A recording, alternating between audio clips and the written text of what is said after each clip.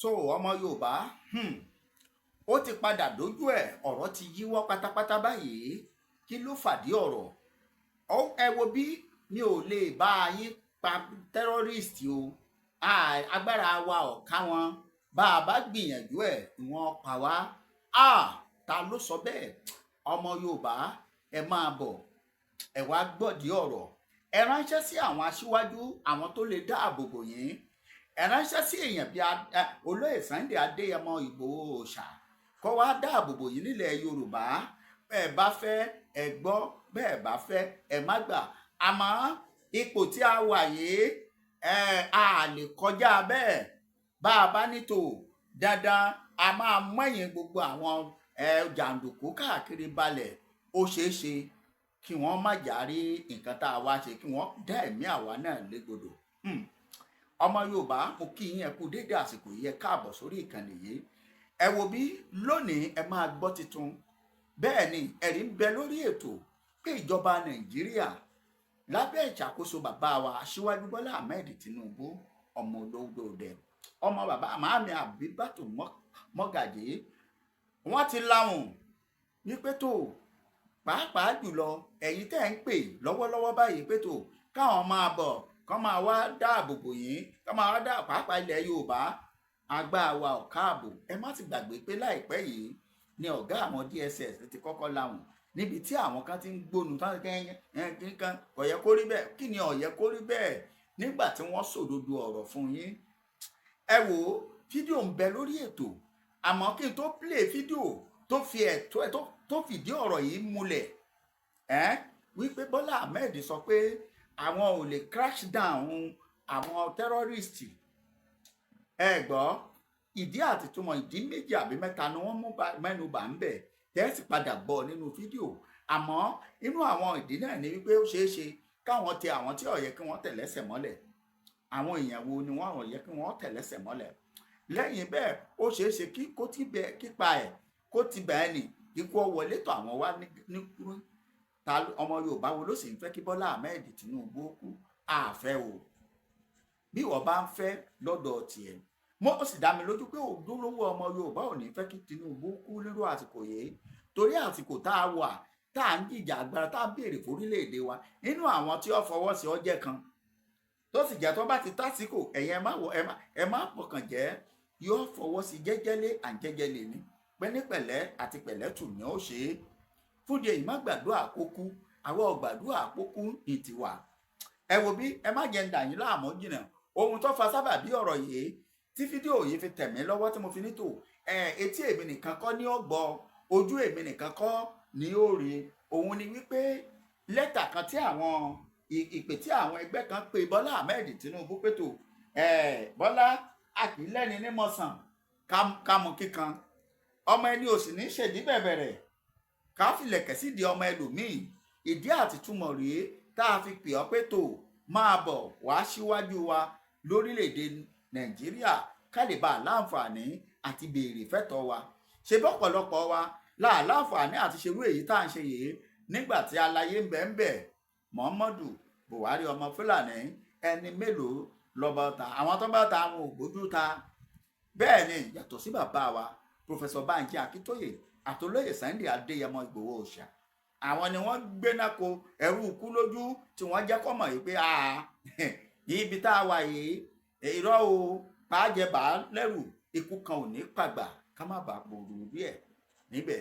ìdí rèé táwọn bàbá yìí fi pè wípé Bọ́lá ó ní nàmù ṣọ́ gbàgbé bí wọ́n ṣe ń pa wọ́n lóńdó báyìí ni wọ́n ń pa wọ́n lẹ́kìtì bẹ́ẹ̀ ni wọ́n ń pa wọ́n ní Ọ̀yọ́ Ògùn àti bẹ́ẹ̀ gbó káàkiri ilẹ̀ Yorùbá ilẹ̀ Kwara dákun wàá bá wa lé tẹ́rọ́rìstì gẹ́gẹ́ bí ọ̀pọ̀lọpọ̀ wa ṣe máa ń pa aláriwo lónìí bàbá Bọ́lá Tinubu ẹ gbà wá o ìjọba àpapọ̀ o ìjọba ìpínlẹ̀ o ìjọba àbílẹ̀ o DSS sì ti yarí àwọn yẹn ti sòrodo ọ̀rọ̀ fún yín léyìí tọ́pọ̀lọpọ̀ ń bínú sí mo ní kílẹ̀ ń bínú sí nínú kéèyàn ó sòótọ́ ìjọba Tinubu jẹ́yọ kan bọ́n bá ń tàn yín wọ́n á sọ fún yín pé ẹ kúkú mọ̀ pé à ń tàn yín ni bẹ́ẹ̀ ni ẹ wá o agbára wa ọ̀ka lóòótọ́ ni ẹ̀yin bíi 400 million àwọn ọmọ ogun tó wà ń bẹ̀ ò pé 10 million ní ọ̀nà wo ni wọ́n gbà ṣáwọn tí wọ́n ń tàn wá ṣáájú tí wọ́n sọ pé àwọn ti pa 100 àwọn ti pa 1 million terrorist tí wọn ò sì dínkù ṣáwọn yẹn lẹ́lẹ́ gbóṣù bàràbàǹdẹ̀ fún nígbà táwọn èèyàn sọ pé ẹ dìfẹ́ǹdì ara yín bí mo ṣe ń bá yín sọ̀rọ̀ yìí ní Plateau tí wọ́n ti ń pa wọ́n gbà táwọn aráàlú ti tú ta ṣẹ́yìn tún gbọ́ mélòó lẹ tún gbọ́ mọ́ bẹ́ẹ̀ ni self defence léyìí tá à ń sọ pé ṣùgbọ́n gbọ́dọ̀ jẹ́ ọ̀nà tí ó láwọn ọ̀nà ẹja fi bẹ̀ yẹn lẹ̀ ẹjẹ́ sáré gbé yín débi ohun tó bá ọ̀rọ̀ yìí wá tí mo fi máa tí n bá ti ka díẹ̀ fún yín nínú ìròyìn lẹ́tà tí àwọn èèyàn kan kọ sí Tinubu wípé Tinubu wá o wá lé àwọn ajínigbé ajínipa kúrò nílẹ̀ Yorùbá tó ti dá wọn lóhùn tó bí fídíò tí ẹ padà wàá wò láìpẹ́ ẹ gbọ́ nǹkan tí wọ́n sọ fídíò yìí ló bí o. The Yoruba Assembly alongside KPAN Yoruba Group is calling on President Bola Ahmed Tinubu administration to take urgent and decisive steps to end the growing wave of terrorists in the western Nigeria. ẹgbọ́n nǹkan tó sọ wọ́n ní kó dìde ní kíá kó ṣe é lájà àbálẹ̀ kó má wararo kó má súnrakì kó tètè fún ọ̀já kó fọ́ láwàní tó bá jẹ́ láwàní ló bá fẹ́ wé ni kó wé kó sọ ọ́ dọ̀já kó lé àwọn ajínigbé ajínipa kúrò nílẹ̀ Yorùbá ẹ wá gbọ́ o. During the Western Nigeria Security Summit held at the Miran Hall in Ikeja, Lagos, the security experts, traditional leaders, and the stakeholders gathered and addressed the crisis threatening the regions. Adewale Adeoye, speaking on behalf of the summit planning committee, painted a grim picture of the ongoing violence. He highlighted the escalating attacks, kidnappings, and land evacuation affecting Yoruba State, with thousands of lives lost. Adeoye described how indigenous terrorists, some over 3,000 years old, are now under siege as terrorists desecrated sack land and destroy vital resources. ẹgbọ́n nǹkan táwọn bàbá yìí sọ nínú lẹ́tà tí wọ́n kọ sí Bọ́lá Tinubu rèé léyìí tí máa padà láìpẹ́ ń dànù dúró ń wà lọ tààrà síbi lẹ́tà gangan síbi ọ̀rọ̀ tó sọ gangan léyìí tẹ́ fi mọ̀ pé ẹgbọ́n nǹkan tí àwọn bàbá wa yìí sọ wọ́n ní tó Bọ́lá Tinubu ilẹ̀ àti ilẹ̀ àwọn bàbá ńlá wa tí wọ́n ti wà ní tó ti ju bíi 3,000 years lọ sẹ́yìn àwọn èèyàn kan rádaràda wá dé lónìí wọ́n gbalẹ̀ náà lọ́wọ́ wa wọ́n pa àwọn èèyàn wa wọ́n lé wa jìnnà ẹsẹ̀ wa ọ̀kanlẹ̀ wọ́n jí wa gbé nílẹ̀ Yorùbá kì í sì lẹ́ni mọ̀sán kámọ́ kíkan ọ̀rọ̀ gbọ́ ò ní dìde báyìí kọ́ ọ bá wa lé wọn bóde ọ̀rọ̀ yìí ló jáde lẹ́ni yìí fi bọ́ta pé lọ̀rọ̀ yìí fi bóde o fídíò tí mo fẹ́ gbé hàn yín yìí wípé tó àwọn ò lè kẹ́ ẹ lè bá a lọ múra ìní o a lè lé àwọn tẹ́ ń sọ yìí ipá wa ò ka capacity wa kò má gbé ẹ gbọ́ wípé tó while acknowledging some government efforts the Yoruba group criticized the slow response to the crisis, urging President Bola Tinubu to deploy special security force and strategic intelligence operation. They also condemned the recent killing in Edo State, Kwara State, Bauchi State, Ekiti, and Ondo State as the lack outrage of northern leaders over the prolonged violence in Yoruba communities. The group called for greater unity among Yoruba leaders and proposed reinforcing the Amotekun security outfit to ensure the safety of the regions. Adeoye concluded by urging swift and decisive action, declaring the time of acting is now for President Bola Ahmed Tinubu and other Yoruba leaders. ẹgbọ́n nǹkan tí àwọn bàbá yìí sọ, ọ̀rọ̀ tó mọ́pọlọ tó mọ́gbọ́n dání ni wọ́n sọ. Bóyá òye ẹni tí ń gbọ́ mi dáadáa wípé tó níbi ẹ wo ohun tá à ń sọ nìyẹn, à ń ṣètò lọ́wọ́ ni wọ́n pa ní báyìí. Ẹ̀ráyé àbẹ́ ẹ̀ráyé, ṣáwà pàtì á máa lọ tán jẹnẹrétọ̀ á lẹ̀ bẹ́ẹ̀ ni, ẹ má bínú. A sọ pé orílẹ̀-èdè tá a wà yìí, orílẹ̀-èdè tí ọmọ ẹrú ń ṣe bí ọba ni àbí Fúlàní sára wa ni? Rárá, wọ́n ya wá láti ìlú kan ni, àwọn ló wá ń jọba lórí wa. Bọ́lá Tinubu Aṣíwájú Ahmed tó jẹ́ ọmọ bíbí ilẹ̀ Yorùbá, ọmọ Yorùbá àtàtà, òun ló ń ṣíwájú, òun ni wọ́n kọ lẹ́tà sí yìí pé tó wàá gbà wálé. Àmọ́ ẹ má jẹ́ ń tàn yín bí mo ṣe sọ ṣáájú, ẹ wá gbọ́ nǹkan tó sọ. Òun rèé, ẹ má gbàgbé, gẹ́gẹ́ bí òmìnira orílẹ̀-èdè Yorùbá tá à ń retí pé kó dé ní kánkán, àwọn kan fi inú fẹ́ dọ̀ tọkàn tara tí wọ́n ń gbàdúrà fún òmìnira Yorùbá lọ́wọ́lọ́wọ́ báyìí, bírú bàbá wa Prophet Taiwo Ṣólóyè. Bàbá yìí ń bẹ lórí òkè lọ́wọ́lọ́wọ́ tí wọ́n sì máa parí lọ́jọ́ Monday tó ń bọ̀ pẹ̀lú àwẹ̀ 40 ọjọ́. Wọ́n náà lè pè wọ́n lórí àwọn ẹ̀rọ ìbánisọ̀rọ̀ wọn tó ń wò yẹn, kó pè wọ́n kó bá bàbá sọ̀rọ̀ kí wọ́n gbàdúrà fún ọ, tí wọ́n sì ń gbàdúrà fún òmìnira orílẹ̀-èdè Yorùbá léyìí tí ó dé láìpẹ́ láì jìnnà. Àmọ́ ṣáájú àsìkò, ààrẹ Bọ́lá Tinubu ti láwọn pé òun ò ní lè bá wa mú àwọn ajínigbé. Ohun tí wọ́n sọ rèé, tẹ́ ẹ bá ti gbọ́ bàbá wa Ṣólóyè tán, ẹ wá gbọ́ nǹkan tí Bọ́lá Tinubu sọ. Ẹni tó sì sọ ẹ gbọ́ látẹnu ẹ̀. Ẹnu ajóbe là á ti gbọ́kàn wọn, ẹnu ọlọ́fà là á ti gbọmọ̀ta. Èmi kọ́ náà sọ fún, ẹni tí wọ́n sọ fún rèé, òun lẹ́sìn rí wò bẹ̀ bí ìran. Tó bá ti sọ tán, mò ń padà bọ̀, òun rèé. Ṣé ẹ ti gbọ́ nípa ààwẹ̀ funfun 40 ọjọ́ àti àdúrà tó ń lọ lọ́wọ́lọ́wọ́ tí Olúwa pa láṣẹ fún èmi ìránṣẹ́ rẹ̀ láti fi wá ọ̀nà àbáyọ àti ìtúsílẹ̀ fún ìran Yorùbá kúrò ní abẹ́ oko ẹrú àti láti jẹ́ kí orílẹ̀-èdè Yorùbá lè gba òmìnira. Mo gbàdúrà ìwọ náà tó ń gbọ́ mi, lórúkọ Jésù ayé rẹ máa gba òmìnira. Ìwọ náà lè pè mí fún àdúrà láti wádìí kí làṣírí ogun tẹ́ ń là kọjá, kí ni ọ̀nà àbáyọ sí ogun náà.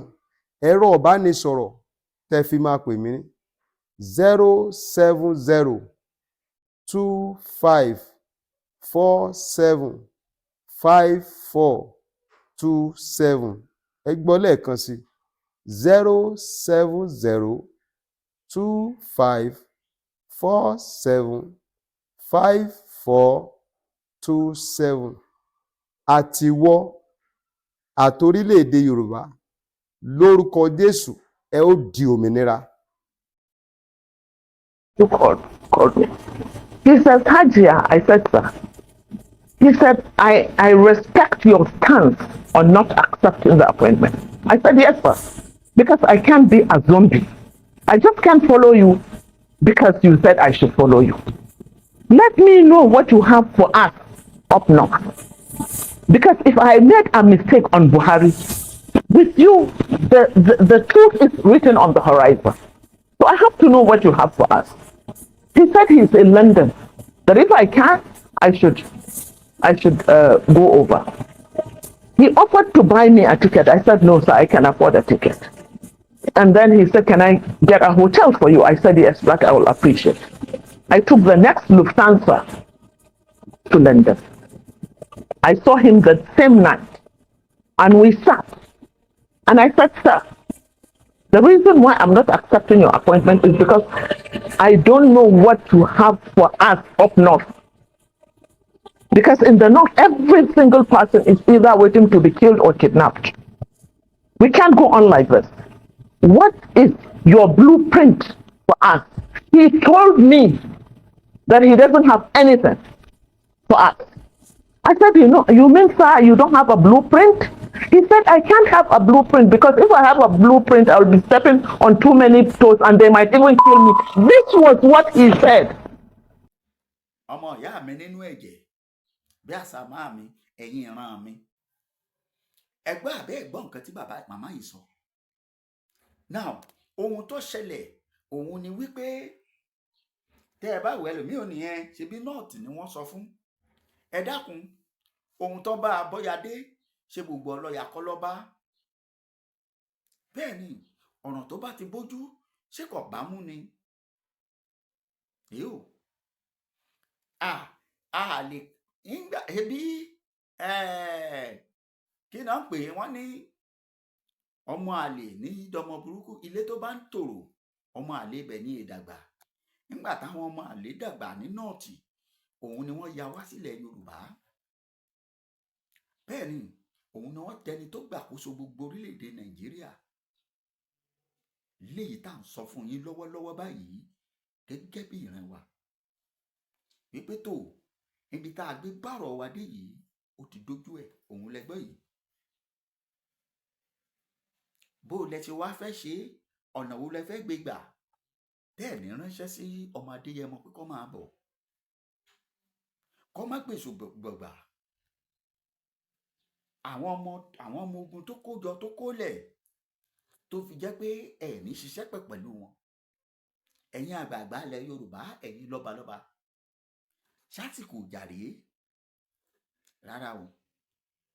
Èmi á sì máa sọ fún yín pé tẹ́ ẹ bá wò pé tó ẹ̀yin kúkú lówó, ẹ gbọ́lọ́pàá, ẹ kó sójà, ẹ kó àwọn àmọ̀tẹ́kùn. Ẹ gbọ́ nǹkan tí àwọn àgbààgbà yìí sọ. Wọ́n ní kí àwọn gómìnà kí wọ́n túbọ̀ fún àwọn àmọ̀tẹ́kùn lágbára, kí wọ́n túbọ̀ gbé agbára wọ̀ wọ́n. Ọ̀rọ̀ lẹ́gbọ́ yìí, òtítọ́ ọ̀rọ̀ sì ni bàbá Bọ́lá Tinubu sọ fẹ́ni tó sọ fún. Ó ṣeé ṣe pé bóyá ni Bọ́lá Tinubu mọ̀ pé arábìnrin yìí ó ń rìkọ́ọ̀dù òun,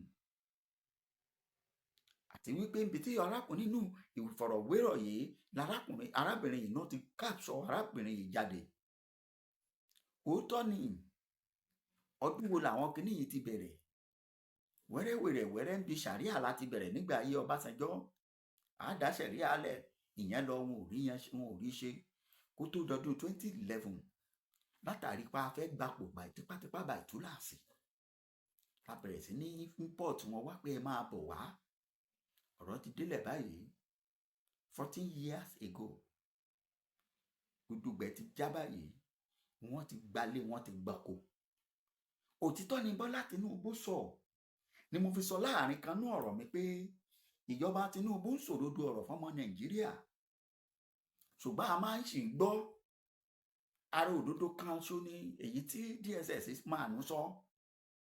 Ẹ dìfẹ́ǹdì ara yín o.